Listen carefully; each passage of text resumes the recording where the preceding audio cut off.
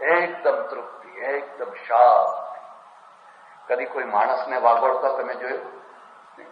ચરવાના ટાઈમે ચર્યો, બરાબર છે, ચરવું જ જોઈએ, પણ હવે તો ઘણું ચરી લીધું. માણસ કદી વાગોળતો જોવા નહીં. કેટલાક લોકોને તમે જોજો, એ માત્ર પૈસો કમાવા માટે પેદા થયા હોય છે. કેટલાક લોકો વિદ્યા ભણવા માટે પેદા થયા હોય છે. હુએન સાંગ, ઇત્સિંગ, ફાહિયા, ગમે એટલા દુઃખ પડે તો ભણવું છે, ભણવું છે, ભણવું છે, ભણવું છે. કેટલાક લોકો છે રાજસત્તા મેળવવા માટે પેદા થયા હોય. કેટલાક લોકો ખટપટો કરવા પેદા થયા હોય છે. એમને તમે જ્યાં મૂકો ત્યાં ખટપટ ખટપટ ખટપટ ખટપટ. એ કુટુંબમાં હશે, પરિવારમાં હશે, મંદિરમાં હશે, સંસ્થામાં હશે, સમાજમાં હશે, જ્યાં મૂકો ત્યાં એનું નેચર જ એવો છે.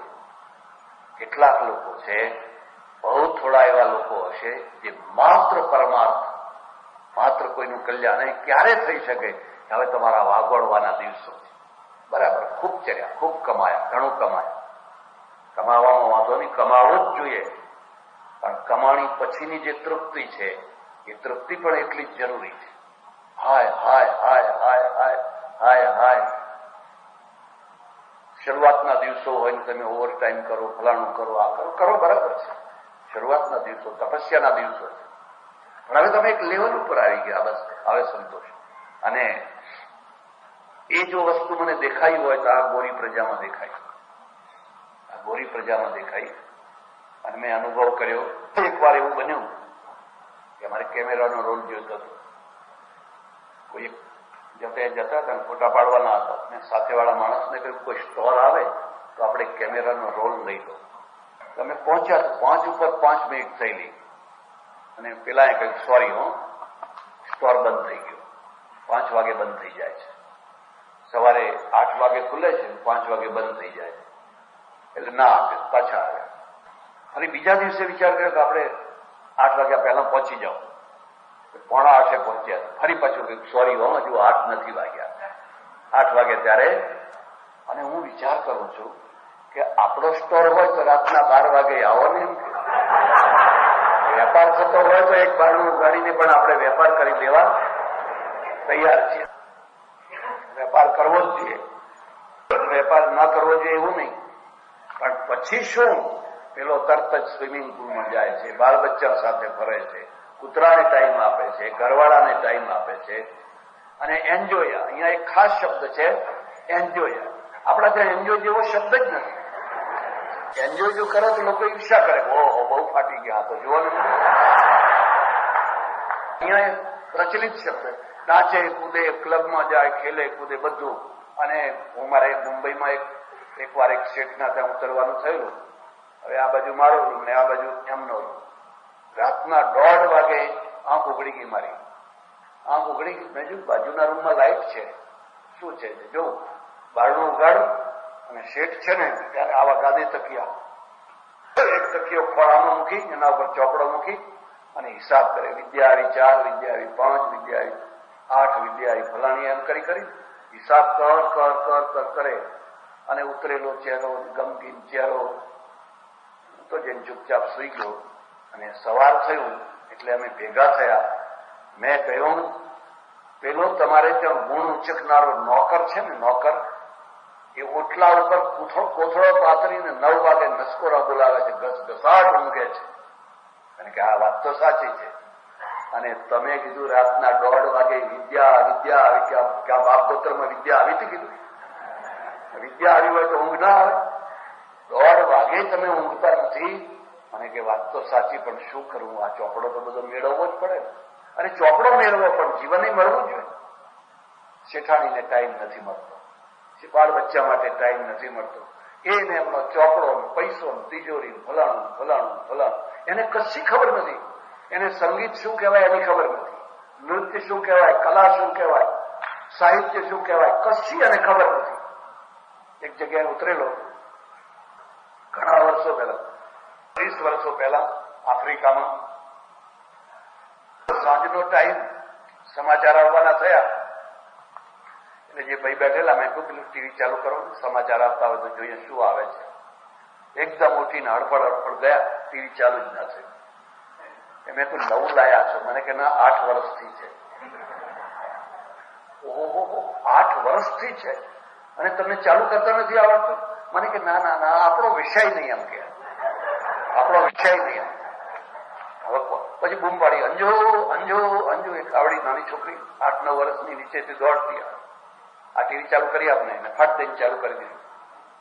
તો મેં કહ્યું તમારો વિષય શું? તમે 8 વર્ષથી કર્મ ટીવી છે અને ચાલુ કરતા નથી આવડતું. મને કે છોકરા, આ તો છોકરા માટે, આપણો વિષય માત્ર ડોલર છે, કલદાર છે, એ સિવાય આપણો કોઈ વિષય આપણે બીજું કશું જાણતા નથી. એટલે પેલાના સાથે જીવન છે, આપણે જીવન ખોઈ બેસીએ છીએ. કમાણી કરવી જોઈએ, 2 પૈસા કમાવા જ જોઈએ, પણ બાળ બચ્ચાના પણ થવો, માણસના પણ થવો, ભેગા મળીને વાતો કરવો, હળી મળીને, અને લાઇટ ટોકિંગ જેને કહેવાય, હળવી વાતો. જયારે જુઓ ત્યારે સિરિયસ ના સિરિયસ, જાણે દિવેલ પીધું એવું દાચું એમ ચડેલું ને ચડેલું. એના પરિણામે દેશમાં લાફિંગ ક્લબો ખોલવી પડી છે. સવારે બધા ભેગા થઈને પણ ઘરમાં જ લાફિંગ ક્લબ ચલાવો, જરા હળવી વાતો કરો છોકરાઓ સાથે હળી મળીને, તો તમારા વચ્ચેની જે દિવાલો છે ને, એ દિવાલો તૂટી જાય. એ દિવાલો તૂટતી નથી. અને પછી જયારે મોડે મોડે ખબર પડે કે આ છોકરી તો કોઈ વિધર્મી સાથે ભાગી, આ છોકરાએ આમ કર્યું, ફલાનાએ આમ કર્યું, ત્યારે તમારા હાથમાંથી લગામ છૂટી ગઈ હોય છે. તમારે હાથમાં લગામ રાખવી હોય તો પહેલેથી એમની સાથે ઓતપ્રોત થઈને. એટલે આપણે ત્યાં બીજો રસ્તો, એક બીજું સેક્શન છે, એનું નામ છે ઉપાસના. ઉપાસના ક્ષેત્રે આપણે માણસો છે, માણસો એ વિચાર કરતા કરતા ઓહો, કોઈ એક સુપર પાવર છે, એક સુપર શક્તિ છે, એ આખી દુનિયાનું નિયંત્રણ કરે છે, આખી દુનિયાને રચના કરે છે. બધું કંઈક પ્લાન પૂર્વકનું થઈ રહ્યું છે. ત્યારે એ તરફ જુઓ તો પ્લાન જ પ્લાન છે. કોણે આ ફૂલ ખીલ્યું, કોણે આમાં આવો રંગ ભર્યો. અને તમે જુઓ, મને ઘણી વાર ત્રાસ થાય જયારે લોકો માળાના ઢગલા કરી દે, ફૂલોના ઢગલા કરી દે. તો ઘણી વાર મને ઈચ્છા થાય કે હું રોકી દઉં, ના પાડી દઉં, પણ પછી મને ખબર પડે કે આમાં જેનો સત્કાર થાય છે એનું મહત્વ નથી, સત્કાર કરનારનું મહત્વ છે.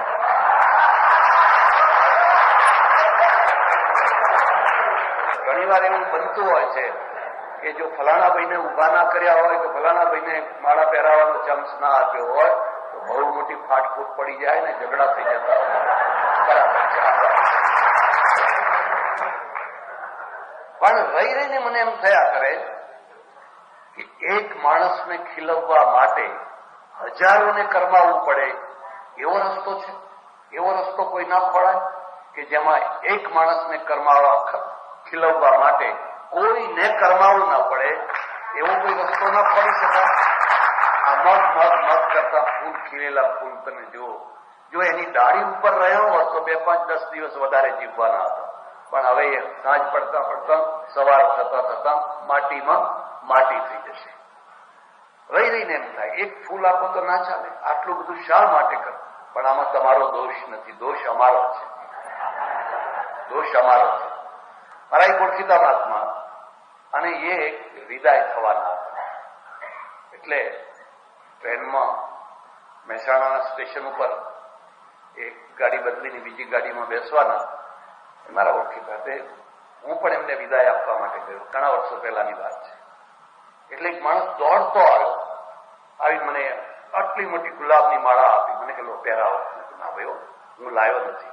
મને સંકોચ, આ બધા લાવ્યા છે અને હું જ નથી લાવ્યો, તો હવે હું કેવો દેખાઈશ? પણ બરાબર છે, જેવો દેખાયો એવો ખરો. એટલે તો દોડતો આવ્યો, મને કે લો પહેરાવો. મેં કહ્યું ના હો, હું લાવ્યો નથી, અને હું મારી પોતાની માળા લાવ્યો હોત તો હું જરૂર પહેરાવો. મને કે આ બધી મહારાજની જ છે, એમ કે આ બધા કોઈ લાવ્યા નથી, કોઈ લાવ્યા નથી. આ તો મહારાજ જ લાવીને આ કન્યા થઈ મહારાજની માળા, મહારાજની. મને જરા દુઃખ થયું, મેં લીધી નહીં, પણ મહારાજને મારે જરા ભાઈબંધી ઓળખાણ. એટલે મેં કહ્યું તમે આ ટોપલા તમારા તરફથી મગાયા? મને કે તમે તો બધા રોજ બોલો છો, ત્વદીયમ વસ્તુ ગોવિંદ તુભ્યમેવ સમર્પયે. તો તમે કહો છો કે હે ભગવાન, તારી વસ્તુ છે ને તને અર્પણ કરીએ છીએ. હવે મારે એ પગલે પગલે ચાલવાનું જ નહીં. એમ કોઈ લાવવાનું ભૂલી ગયા હોય, અરે શો કરતા આવડવું જોઈએ, એમને એમ ના જીવાય. એમ કરવું શું? એટલે મને ઘણી વાર એવું થાય, એક જગ્યાએ બહેનોએ બહુ સરસ વ્યવસ્થા કરેલી, મને આજે પણ યાદ છે, ગમે છે. એમણે એક પણ ફૂલ નહીં લાવેલા, એક માળા નહીં, એક આવું કશું જ નહીં લાવેલા, પણ ફળની ટોપલી લાવેલા. એમાં ફળ, સફરજન ને બધું એવું સારા સારા ફળ 8-10 અને ટોપલી સરસ સજાવીને અર્પણ કરીને. આ રચનાત્મક કહેવાય. કારણ કે બોલાવનારે જો જમવાની વ્યવસ્થા ના કરી હોય તો હવે આપણે કોઈ ચિંતા નહીં, આપણને આનો ઉપયોગ થવાનો છે. એટલે એક સેક્શન છે જેને આપણે ઉપાસના કહીએ છીએ. માણસે વિચાર કર્યો, ઓહો, આ વિશ્વ એમને ઓચિંતાનું બન્યું નથી, કોઈ સમયે બન્યું છે, કંઈક કારણથી બન્યું છે, કંઈક હેતુથી બન્યું છે. અને પછી એનું પગેરું લેતા લેતા લેતા ઊંડાણ સુધી જતા જતા જતા એને દેખાયું કોઈ સુપર પાવર છે. યતો વા ઇમાની ભૂતાની જાયંતે યેન જાતાની જીવંતી યત પ્રયંત્ય વિવિશંતિ તદ વિજિજ્ઞાસસ્વ તદ બ્રહ્મા. હું તમને ખાસ સલાહ, આ ઉપનિષદનું મંત્ર છે, વ્યાખ્યા નહીં કરવા. હું તમને ખાસ સલાહ આપું છું, તમે એક નોટ અને કાગળ લઈને બેસો અને સૃષ્ટિ રચના અને માનવીય શરીરની રચનાની ભૂલો નોટ કરો. એ ભગવાને આ ભૂલ કરી, આ શરીર રચ્યું. જેમ આપણે આ હોલ છે એમ કહીએ, ભાઈ આ હોલને આમ કરવું હતું, ડિઝાઇનરે આ ભૂલ કરી, ફલાણી ભૂલ કરી, ફલાણી ભૂલ કરી. તમે તમારી પૂરી તાકાત લગાવો અને કરો કે આમાં જો આ સુધારો કર્યો હોત. મને એક માણસે કહ્યું, મને કહ્યું માણસ હું ભગવાનની ભૂલ શોધી કાઢું. મેં પૂછ્યું, મને કે આ મોઢું જે અહીં બનાવ્યું એ જો ઉપર બનાવ્યું હોત તો આટલું વધારે ખવાત. એમ અહીં આવીને અટકી જવું પડે છે, કાકીનું લેવલ ઉપર જાય તો જો ઉપર બનાવ્યું હોત. મેં કહ્યું, ભાઈ ઘણાના ઉપર બનાવ્યા હોય છે, પણ પછી મગજ કાઢી લીધું હોય છે. કારણ કે મગજનું રહેવાની એક જગ્યા, પછી બે એક સાથે રહી શકે, બંને એક સાથે ના રહી શકે. કાં તો મગજ રાખો, કાં તો પછી ઉપર સુધી ભર કરો, બેમાંથી એક થઈ શકે. તમને આશ્ચર્ય થશે કે ગજબની રચના કરી, અજબની રચના કરી છે. અમારે ત્યાં એક દુલાભાયા કાગ થયા, કાઠિયાવાડમાં, તમે જો નામ સાંભળ્યું હોય, એકદમ ગામડિયા કવિ છે, તળપદી ભાષામાં પણ લખે છે કે રચના કરે છે તો ગજબની કરે. અને એને એક જગ્યાએ લખ્યું છે, હરી તારી અકળ ગતિ આગિયાના પેટમાં બતી. એ હરી તારી કેવી અકળ ગતિ છે. એક બીજો મુદ્દો, અમારે ત્યાં ઋષિ પરંપરા છે ને, અને સંત પરંપરા, ભક્ત પરંપરા, એની એક ખાસિયત છે, નેતિ નેતિ નેતિ. હારી જાઓ તો જીતી જશો. તને જાણી નથી શકતા, તને સમજી નથી શકતા, તારો પાર નથી પમાતો. અનંત અનંત, એનું નામ જ અનંત. હાર્યા તો જીત્યા, અને જો જીતવાનો અહંકાર થયો તો હાર્યા. એટલે હરી તારી અક્કળ ગતિ, કેવી તારી ગતિ, આગિયાના પેટમાં બત્તી. પેલો આગિયો ઉડે છે કાતરે, એના પેટમાં બત્તી મૂકી દીધી છે. હવે તમે જુઓ તો ખરી, નહીં ડટ્ટો કે નહીં દોરડું. ડટ્ટો એટલે સમજ્યા પેલો પ્લગ કરો ને, એ દોરડું એટલે વાયર. હવે નથી ડટ્ટો કે નથી દોરડું, પણ ચમ ચમ ચમ ચમ ચમ આગિયો થાય છે. કેમ થાય છે? શું એના રસાયણ મૂક્યા છે, શું એમાં તત્વ મૂક્યું છે? ખોળ્યા જ કરો, શોધ્યા જ કરો. મારો એવો અનુભવ છે કે ડોક્ટર કદી નાસ્તિક ના હોય, પ્રોફેસર નાસ્તિક હોય. કારણ કે પ્રોફેસરને પોથો સાથે માથા મારવાના છે. પેલો આમ કે છે, ફલાણો આમ કે છે, રસેલ આમ બોલે છે, હેગલ આમ બોલે છે, ફલાણો આમ બોલે. આખી દુનિયાની લાઇબ્રેરી મગજમાં ભરી છે. ડોક્ટરને તો પ્રત્યક્ષ અનુભવ છે. એમાં જયારે સર્જરી કરે, સર્જન હોય અને અંદરના બધી વ્યવસ્થા જુએ, એક એક પાર્ટને જુએ, હૃદયની આખી રચના જુએ, કિડની જુએ, ફલાણું જુએ. ઓહો, એક નાનામાં નાનો વાળ પણ એની જગ્યાએ એક પ્લાન છે, એક વ્યવસ્થા છે. એમને એક વાળ પણ નથી મૂકવામાં આવ્યો, આખી એક વ્યવસ્થા છે. તમે કલ્પના કરો કે તમારા 4 ફૂટ વાળ લાંબા થાય છે, થાય છે, માથાના દાઢીના 4-5 ઇંચ થાય, ઊંચ એટલી થાય. આ ભ્રમર છે ને, પાપણ છે ને, 1/2 ઇંચ આવીને અટકી ગઈ, 5 ઇંચ 1/2 ઇંચ આવીને અટકી ગઈ. હવે પાપણી જો 4 ફૂટ લાંબી થાય તો એવા આ વાળ વધ્યા, એવા આ એ વધે નહીં, પાપણી એટલી જ લાંબી થાય તો એટલું નહીં. તમે કદી પણ તમારા મનમાં એવી જિજ્ઞાસા કરી કે પુરુષોને જ દાઢી મૂછ કેમ આવે છે, બહેનોને કેમ નથી આવતી? પ્રશ્ન જરા વિચિત્ર લાગશે, પણ હું તમને કંઈક કહેવા માંગુ છું એટલે કહું છું. અમારે ત્યાં એક વિદ્યારણ્ય મુનિ થયા, બહુ મોટા સમર્થ વિદ્વાન, અને વિદ્યારણ્ય મુનિ બેઠા બેઠા બેઠા બેઠા પંચદશી લખી રહ્યા છે. તો જોયું તો એક વૃદ્ધ માણસ, 65-70 વર્ષનો વૃદ્ધ છે, એ એના દીકરાને 6 મહિનાનું નાનું છોકરું છે, 8 મહિનાનું, એને રમાડે છે, દબાવે છે. પણ એની દાઢી આટલી આટલી વધી ગયેલી છે. પેલા કઈ રોજ દાઢી થતી, વાળંદ અઠવાડિયે આવે અને એનો અસ્ત્રો એવો હોય કે બકરા મૂડો, માણસ મૂડો, બધું હરખું જ હોય. કારણ કે ચોઈસ જ નહીં, ગરાગવટી હોય એટલે તમારે એમ નહીં આના પાસે નહીં, હવે આની પાસે હજામત કરાવી, એ તો એને કસે જ કરાવવાની હોય. એટલે એ લખપટ કરી અને છોલમ છોલા કરે. એટલે હવે 4-5 દિવસના આટલા મોટા ખૂંટા નીકળેલા, અને એ પેલા છોકરાને બચીઓ કરે, અને છોકરાના ફૂલ જેવા કોમળ ગાલ ને એ ચીસો પાડે, બૂમ કરે. અને આ વૃદ્ધને તો વૃદ્ધોને વાલ વધારે હોય, કહું તમને, એ જોર્યા કરે. ભારતની માં એનો ખોળો ભરેલો છે, છોકરાથી. આ માયોનો ખોળો ખાલી છે, અને ખાલી ખોળો છે એટલે એમણે રસ્તો ખોડી કાઢ્યો. એક કૂતરું લઈ આવો, એક બિલાડું લઈ આવો. કૂતરાનો જ કૂતરા, બિલાડાનો જ બિલાડો. અરે પણ છોકરા રમાડો ને, પણ છોકરાને ક્યાં છે એ જ ખબર નથી. એને ખબર નથી કે એનો છોકરું ક્યાં છે, કઈ ખબર જ નથી. એટલે ભારતમાં ગરીબી છે, પણ વાલ ભરેલું છે. પેલા વિદ્યારણ્ય મુનિ છે ને, એ જોઈ રહ્યા છે ને, પેલો એને વધારે જોરથી બચ્ચીઓ કરવા માંગે છે, પેલો ચીસાચીસ કરે છે. અને એને લખ્યું, ઓ મારા ભગવાન, તે કેટલી દયા કરી કે માને દાઢી ના આપી. જો માને દાઢી આપી હોત, માને મૂછો આપી હોત, અને આવા ખૂટા માને થયા હોત, તો આ છોકરાની શું દશા થાય? એક રચના છે, એક વ્યવસ્થા છે, અને એ વ્યવસ્થાના કારણે માં એને આખો દિવસ બચ્ચીઓ કરે તો એને કઈ પીડા થાય, અને ડોહા પાસે જાય તો પીડા થઈ જાય. રચના, એક વ્યવસ્થા જ વ્યવસ્થા છે ચારે તરફ. ઘણી વાર એમ લાગે માણસ નાસ્તિક કેવી રીતે થતો હશે, કેવી રીતે નાસ્તિક થઈ જતો હશે. મારા ઘણા ઓળખીતા ડોક્ટરો ઓપરેશનો કરે ને, મને સમજાવે, બધું બતાવે, જુઓ આ વ્યવસ્થા છે. આપણને એમ થાય, બહુ મારા ભગવાન, હિમાલય ખોળવાની જરૂર નથી, શરીરને ખોળો, અંદર જ ભગવાન તમને દેખાઈ જશે. એટલે તો કબીરે અંતર્મુખ થવાનું કહ્યું કે તમારા અંદર જ જે છે એ બધું ખોળો, અંતર જ શોધવા જેવું છે. એટલે માણસોએ એક સુપર શક્તિની રચના, એક સુપર શક્તિની માન્યતા આપી. એક પરમ શક્તિ છે. એ પરમ શક્તિને આપણે ત્યાં પરમેશ્વર કહીએ છીએ, પરમાત્મા કહીએ છીએ. ભગવદ્ ગીતામાં, ઉપનિષદોમાં, વેદોમાં, ભાગવતમાં બહુ સુંદર વર્ણન છે.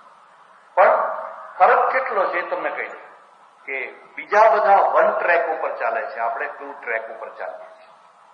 આ મુદ્દો જો સમજાય તો તમને હિન્દુઇઝમના ઘણા પ્રશ્નો સમજી જશે. પેલા ઇસ્લામ વાળા કહે છે એક અલ્લાહ છે, બરાબર છે. એને હાથ નથી, પગ નથી, આંખ નથી, કાન નથી, આવતો નથી, જતો નથી, જન્મતો નથી, મરતો નથી, એક જ અલ્લાહ છે, એવું ક્રિશ્ચિયનો ગોડ માટે કહે છે. એ બધા 1 વે છે, એક ટ્રેક વાળા, એક જ માર્ગ ઉપર ચાલનાર. આપણે 2 ટ્રેક છે. હિન્દુઇઝમ 2 ટ્રેકમાં ચાલે, 2 વે છે. આપણે પણ કહીએ છીએ કે અજન્મા છે, એક જ છે, એકમ બ્રહ્મ, એકમ સત. ઉપનિષદોમાં ડગલે ને પગ એકમેવા દ્વિતીયમ, એક એવ એટલે જ, કદાચ હોય એવું નહીં, એક જ છે, અદ્વિતીયમ, ન તત્ સમસ્યા વ્યતિકસ્ચ દૃશ્યતે. એના સમાન કોઈ નથી, એનાથી અધિક કોઈ નથી. જે છે એ પરમ તત્વ એક જ છે. હવે એક જ છે, અને એને અપાણીપાદો યવનો ગૃહીત્વા પશ્ય પશ્યત્ય ચક્ષુષ શૃણોત્ય કર્ણ સવેત્તિ વેદ્યમ ન ચ તસ્યાસ્તિ વેદતા.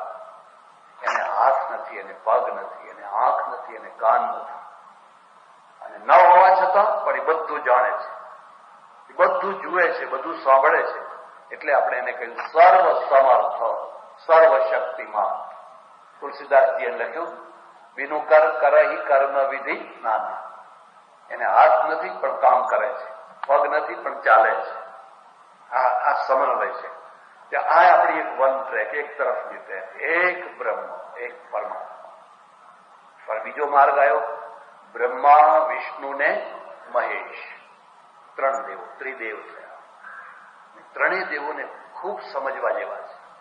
બ્રહ્મા ચતુર્મુખ છે, વિષ્ણુને 1000 મુખ, સહસ્રશી રેખા, સહસ્રાક્ષ, એને હજારો માથા છે, હજારો આંખો છે. એને વિશ્વરૂપ દર્શન ગીતામાં 11મા અધ્યાયમાં 10મા 11મા અધ્યાયમાં બતાવ્યું. અને પછી મહાદેવ આયા, એક પંચમુખી મહાદેવ છે, એક મુખ છે ને પંચમુખ પણ છે. તમે જેટલા ઊંડાણમાં ઉતરશો તમને એમ લાગશે કે હા કઈ ગજબની રચના કરી છે, કઈ ગજબની રચના કરી છે, શું વ્યવસ્થા કરી છે. તમારામાં કોઈ પંચાલ સુથાર કે સોની કે બેઠા હોય એને હું કહું છું, આ જે બ્રહ્મા છે ને એ બ્રહ્માનું જ બીજું રૂપ વિશ્વકર્મા છે. એ જયારે વિશ્વની રચના કરે છે ત્યારે વિશ્વકર્મા કહેવાય છે. અને વિશ્વની રચના ચતુર્મુખ, 4 પદાર્થોથી, 4 તત્વોથી થયેલી છે. એમાં ધાતુ છે, પાષાણ છે, કાષ્ટ છે અને માટી છે.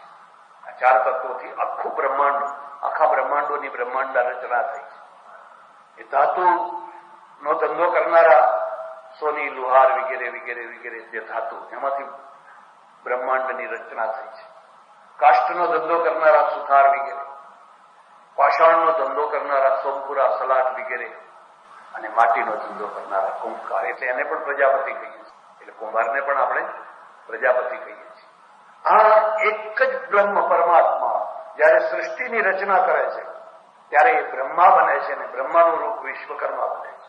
અને એમાંથી ઓહો કેટલી રચનાઓ કરે છે, કેટલી રચના. ભૂલ ક્યાં થઈ ગઈ? ભૂલ સમજાવો, ભૂલ ક્યાં થઈ ગઈ? કે આ જે રચના કરનારો વર્ગ છે,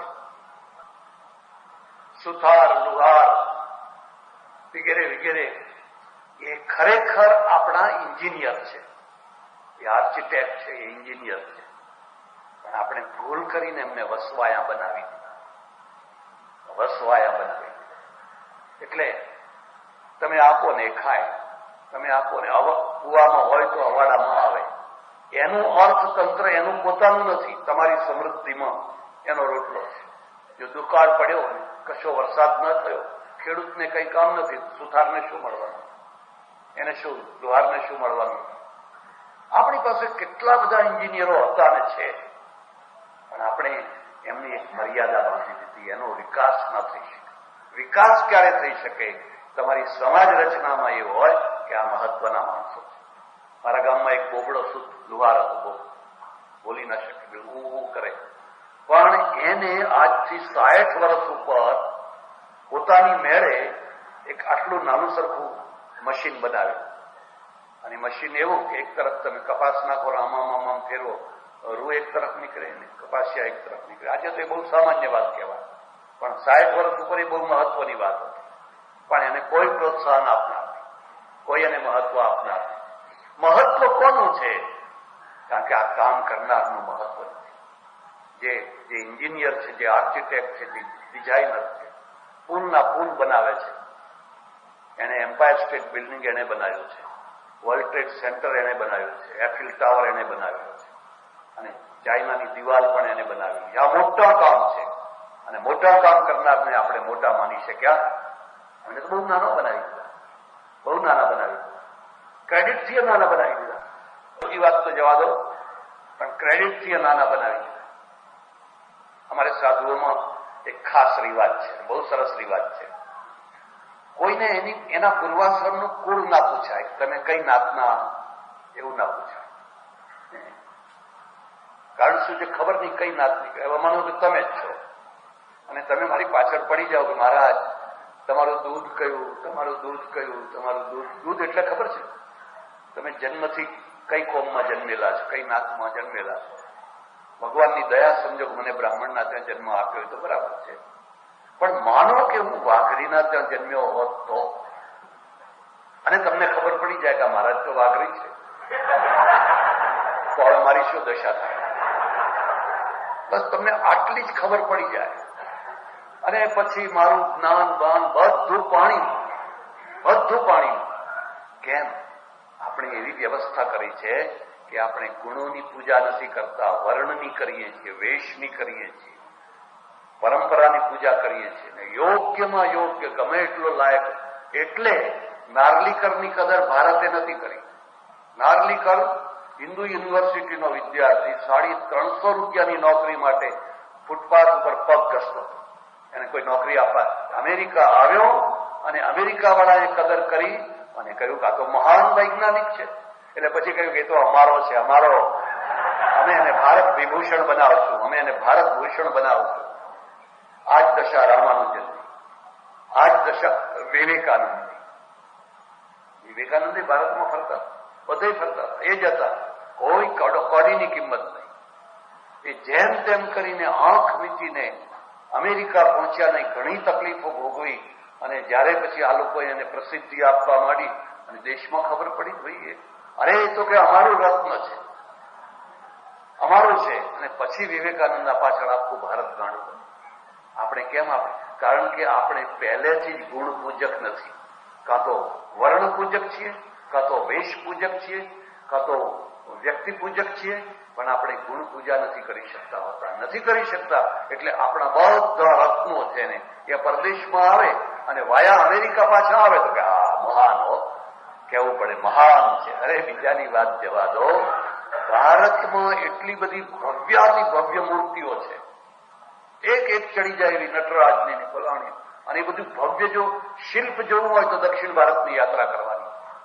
દક્ષિણ ભારતનું શિલ્પ ગજબ. બધી મૂર્તિઓ તમે જમીનમાંથી નીકળે, કુવામાંથી નીકળે. પેલા વિધ્વંસ કરનારાઓના ત્રાસથી બચવા માટે લોકોએ કોઈ કાળે દાટી દીધેલી, કુવામાં પધરાવી દીધેલી, કારણ કે એનો એક વિધ્વંસ કાળ આવ્યો. હવે કાળે કરીને નીકળે, એન્ટિક કહેવાય, જૂની વસ્તુ કહેવાય, એની કિંમત વધી જાય. અને કેટલીક વાર તો ગામડાના પાયામાંથી નીકળેલી ઘણી મૂર્તિઓ ગામની ભાગોળે ઢગલાબંધ પડી હોય, ઢગલાબંધ જેમ જેમ વેર વિખેર વર્ષોથી પડી હોય, અને છોકરા એનો ઉપયોગ કરતા હોય. છોકરા એનો ઉપયોગ કરે એટલે સમજ્યા ને? કારણ કે આપણા ત્યાં તો હજુ પણ 100% સંડાસ બાથરૂમ થયા, એટલે હવે કઈ ઉપયોગ તો કરવો જ પડે, શરમાવવું પડે. આપણને ઘણી વાર શરમાવવું પડે. હું મુંબઈથી આવું અને યશવંત શુક્લ ને અમે બે બેઠેલા, યોગાનો યોગ ગોરો માણસ એક ત્રીજો આવીને બેઠો ફર્સ્ટ ક્લાસમાં. હવે સવારના પોરમાં મુંબઈમાં તો લાઈન બંધ, બધા માણસો બેઠેલા રેલવેના પાટા ઉપર, ધારાવીને બધું આવે ને.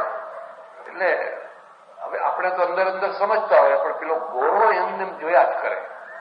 પછી મને પૂછ્યું કે આ બધા કેમ બેઠા છે અહીંયા? હવે શું જવાબ આપો? જવાબ શું આપો? મને તો કાપો તો લોહી ના નીકળે. પણ યશવંત શુક્લ બહુ હોશિયાર માણસ, એમણે કહ્યું કે એ તો બધા સવારની પ્રાર્થના કરવા બેઠા, સવારની પ્રાર્થના કરવા બેઠા છે. હવે ત્યારે ત્યારે એને ખરી ખબર તો પડવાની જ છે, નથી પડવાની એમ? આ તો અત્યારે આપણે છટકબારી કરી, છટકી ગયા. ખરી ખબર તો એને પડવાની છે. પણ મેં મારા મનમાં એક વાત નક્કી કરી, અને મેં મારા મનમાં એક નક્કી કરી વાત કે હવે મારે મંદિરો નથી બાંધવા, ગામે ગામ સંડાસ બાંધવા છે. ગામે ગામ સંડાસ. અમેરિકાથી જ એક સજ્જન આવેલા અને આવીને મને કહે કે 10, 15, 20 લાખ રૂપિયા મારે ખર્ચવા છે, અને તમે મને કોઈ સારી જગ્યા બતાવો તો મારે આ રકમ ખર્ચવી છે. જો ભાઈ હું જગ્યા બતાવું પણ તને પસંદ નહીં પડે, તને ગમશે નહીં. ના કે હું તો ખાસ તમારા પાસે એટલા માટે જ આવ્યો છું. મેં કહું આ બધા ગામડે 8, 10 સંડાસ બાંધી આપ. આ મારી બહેનો 10 વાર ઉભી થાય છે, 10 વાર બેસે છે, આખા દિવસનો કુદરતી જે આવેગ છે એને દબાવે છે, એમાંથી માદી થાય છે, રાત્રે બેસે છે ને જેટલી ગાડીઓની લાઈટો પડે એટલી વાર ઊભી થાય, પાછી બેસે છે. આપણને શરમ નથી આવતી. તું આવા સંદાસ મને બંધાઈ આપ ગામડામાં. મને કે બસ બોલી બોલીને આવું જ બોલ્યા ને એમ ચાલતો હતા. જા તારે જા હરિદ્વારમાં જા. હરિદ્વારમાં 10,000 મંદિરો છે, 10,000 મંદિરો, અને હજુ ચાલુ જ છે. કોઈ તો વાત પૂછો. આ સમાજની જરૂરિયાત છે, આ રાષ્ટ્રની જરૂરિયાત છે, આ કોની જરૂરિયાત છે? તમે મંદિરો બાંધો, ના નથી, પણ જ્યાં ના હોય ત્યાં બાંધો. આદિવાસીઓમાં જઈને બાંધો, તાલુકે ત્યાં જરૂર બાંધવો. હું મંદિરોનો વિરોધી નથી, મંદિરો બંધાવવા જ જોઈએ, પણ જ્યાં નથી ત્યાં બાંધો. અને એ બાંધો તો બાંધો, પણ પછી એને કોમર્શિયલ સેન્ટર ના બનાવો. કોમર્શિયલ સેન્ટર આપણે તો મંદિરને પણ કોમર્શિયલ સેન્ટર, કારણ કે બધા મગજ જ કોમર્શિયલ બનેલું છે. મગજ જ મને બધી ઘણી વાતો યાદ આવે, પણ મારે કહેવી નથી, મૂળ વાત રહી જશે. મંદિરમાં જાઓ અને ભાવ લખેલા જુઓ તમે. આ કરો તો આટલા પૈસા, આ કરો તો આટલા પૈસા, આ કરો તો આટલા પૈસા. તમે કોઈ મસ્જિદમાં ભાવ જોયા? કોઈ ચર્ચમાં ભાવ જોયા? આખી દુનિયામાં ફેલાઈ ગયા. આપણે કેમ નથી ફેલાતા? એ આખી દુનિયા. નમાજ પડવાનો કોઈ ભાવ નહીં, કોઈ પૈસો નહીં. અહીં તો બધા ભાવ લખ્યા છે, કારણ કે અહીંયા પણ દુકાન બનાવી છે. એટલે દુકાનને મંદિર બનાવો એ બરાબર છે, પણ ભલા થાઓ, મંદિરને તો મંદિર રહેવા દો. સહજ રીતે જે છે એને તો રહેવા દો. એને શું કામ દુકાન બનાવો? અને એને દુકાન બનાવશો તો પછી એમાં મંદિરનું તેજ ખતમ થઈ જશે, એ નહીં રહી શકે. એટલે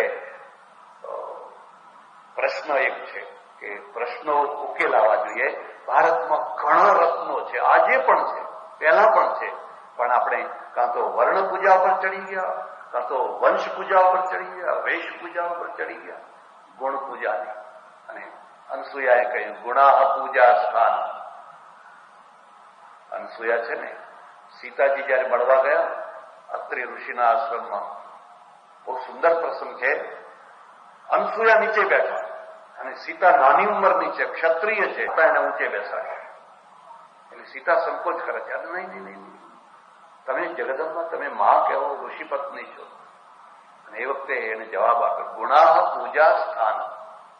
પૂજાનું સ્થાન ગુણ છે. ભલે તું ઉંમરમાં નાની છે, પણ ગુણમાં મારા કરતા ઘણી મોટી છે.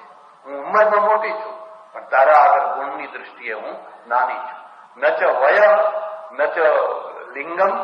માણસની ઉંમર કેટલી છે, એનો વેશ કેવો છે, એ પૂજાનું સ્થાન નથી. આપણે આ ભૂલ, અમેરિકાએ એ ભૂલ ના કરી, અને ના કરી એટલે આખી દુનિયાભરના રત્નો એ ખેંચી લાવી. આખી દુનિયાભરના આવો તમારું જે નોલેજ હોય, તમારામાં જે કંઈ હોય એને પ્રગટ કરો. અને એમાંથી અમેરિકા મહાન બની. અને આપણે બધાને બહાર જાઓ. અને બહાર ગયા પછી કહે છે પાછા આવો. એટલે માણસ છે, માણસ છે પરમેશ્વર, એક સુપર પાવર, એક સુપર શક્તિ, એક મહાન શક્તિ. એ મહાન શક્તિને ખોળી કાઢી, શોધ કરીને એની જિજ્ઞાસા થઈને જિજ્ઞાસામાંથી નક્કી કર્યું ભાઈ આ જે જન્મ છે, માણસનું જે શરીર છે, એક વ્યવસ્થા છે, અને એનું પરમ લક્ષ્ય છે પેલા પરમ તત્વની સાથે એકતા કરવા, એને મેળવવાનું, એના સમીપે જવાનું. બાકી તો બધું બરાબર જ છે, પણ એ બધું એના પાસે જવાનું છે. આ બીજું સેક્શન છે. એ સેક્શનમાં પણ થોડી વિકૃતિ આવે. તમે ગીતા વાંચજો, ભગવદ્ ગીતા પેરેલલ એક સાથે 3 રસ્તા ઉપર ચાલે છે. એને સમસમુચ્ચય કે, ક્રમ સમુચ્ચય અને સમસમુચ્ચય એવા 2 ભેદ છે. ભગવદ્ ગીતા તમને વારંવાર ભાર મૂકશે, તસ્માત કુરુ કર્મત્વમ, તસ્માત કુરુ કર્મ, માટે તું કામ કર, કર્મ કર. ભગવદ્ ગીતા કદી પણ તમને એમ નહીં કે તું કામ છોડી દે, કર્મ છોડી દે, એવું કદી નહીં. પ્રત્યેક સ્થિતિમાં કહે માટે તું કામ કર અને કર્મ છોડવાનું નહીં. કશ્ચિત ક્ષણમપી જાતુ તિષ્ઠત્ય કર્મકૃત. હે અર્જુન, કોઈ પણ માણસ એક ક્ષણ માટે પણ કર્મ વિનાનો રહી શકે નહીં. એ હાથ પગ નહીં ચલાવે તો મગજ ચલાવશે, મન ચલાવશે, પણ કર્મ તો કરશે ને કરશે જ. માટે તું કર્મ કર. અને પછી કર્મની પરાકાષ્ઠા કરતા કરતા કરતા કર્મયોગ, નિષ્કામ કર્મયોગને શિખર ઉપર પહોંચાડી. એવી જ રીતે ભગવદ્ ગીતામાં તમે જોશો તો વારંવાર તું ભક્તિ કર, મારો શરણાગત થા, મારે શરણ આવ, મને માન, મારું આમ કર. વારંવાર ભક્તિ આવશે. લુખ્ખું કર્મ નહીં, ભક્તિની સાથે કર. મામનું સ્મર યુદ્ધ જ, મારું સ્મરણ કર અને યુદ્ધ કર. યુદ્ધ પડતું ના મૂક, યુદ્ધે કર અને મારું સ્મરણે કર. મારા ઓળખીતા એક ડોક્ટર હતા, આચાર્ય, વિસનગરમાં હતા, નાગર બ્રાહ્મણ હતા, બહુ સારા ડોક્ટર. હમણાં એમની તિથિ ઉજવાઈ ત્યારે મને બોલાવ્યો હતો, જવાનું થયેલું. એક બે વાર હું એમના ઓપરેશન જોવા ગયેલો. મને શોખ જરા છે. કોઈ મેજર ઓપરેશન હોય તો મને બતાવજો, મારે જોવું છે. જોવું તો ખરું અંદરની દુનિયા કેવી છે. કૃષ્ણનો આવડી મૂર્તિ રાખે, જયારે પણ ઓપરેશન કરવાનું હોય પહેલા ભગવાનને પગે લાગે, પછી હાથમાં છરીને જે કંઈ પકડવાનું હોય પકડે. મને સારું ને, મને પછી એને સ્પષ્ટતા કરી. મને કે જુઓ સ્વામી, અમે બધા જે કામ કરીએ ને એમાં અમારી બુદ્ધિ, અમારી આવડત, અમારું ડાપણ એ બધું ખરું, પણ ખરો યશ તો આ અપાવે. એવું શું કારણ છે કે સચિન તેંડુલકર એક જગ્યાએ 200 રન કરે છે, એક જગ્યાએ 2 રનમાં જ આઉટ થઈ જાય છે, બીજા રને જ કેચ થઈ જાય છે? શું કારણ? આ વખતે ઓછું બળ કર્યું હતું, ઓછી શક્તિ વાપરી હતી, પેલી વખતે વધારે વાપરી હતી. આખું જીવન આપણી મુઠ્ઠીમાં નથી. કોઈ ગમે એમ સમજતો હોય, કાબે ગોપી લૂટિયા વહી ધનુષ વહી.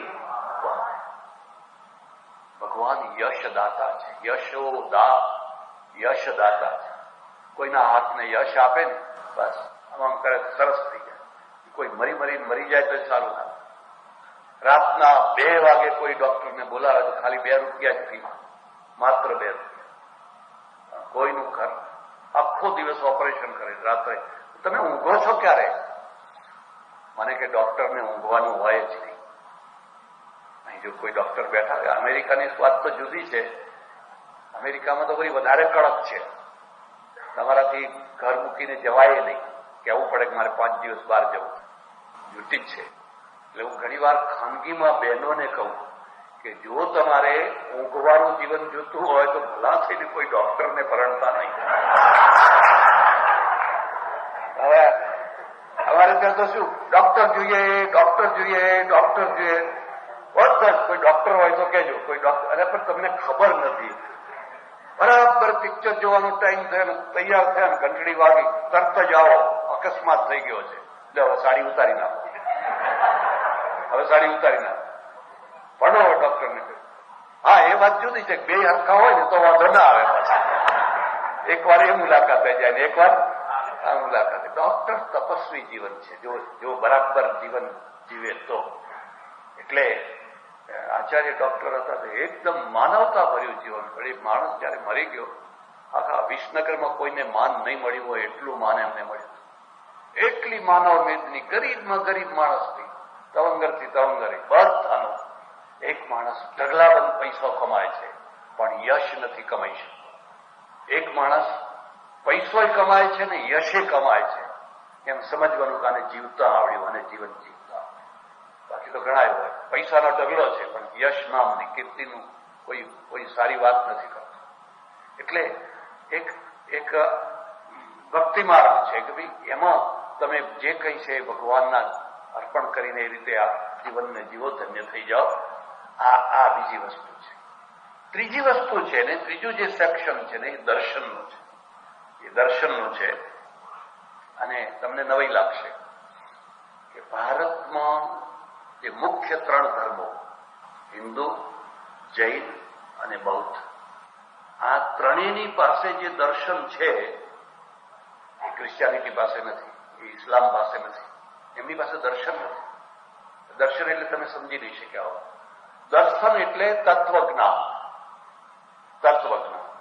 તમને બધા પ્રશ્નો પૂછવાની છૂટ, બધી જિજ્ઞાસા કરવાની છૂટ. તમારે જે પ્રશ્નો પૂછવા, આજ આપણા ત્યાં જ આ પરંપરા છે. અથા તો બ્રહ્મ જિજ્ઞાસા, જેને બ્રહ્મને જાણવાની ઈચ્છા હોય, જિજ્ઞાસા હોય, એ પ્રશ્નો કરો. આગળ ગ્રંથ ચાલશે પ્રશ્નોના દ્વારા. બીજા લોકો કહે છે કોઈ પ્રશ્નો નહીં પૂછવાના, જે કહીએ માની લો, જેવું છે એવું માની લો. અક્કલની દખલ કરવાની નહીં. અક્કલની દખલ નહીં કરવાના કારણે જે દાર્શનિક વિકાસ થવો જોઈએ એ દાર્શનિક વિકાસ ન થઈ શકે.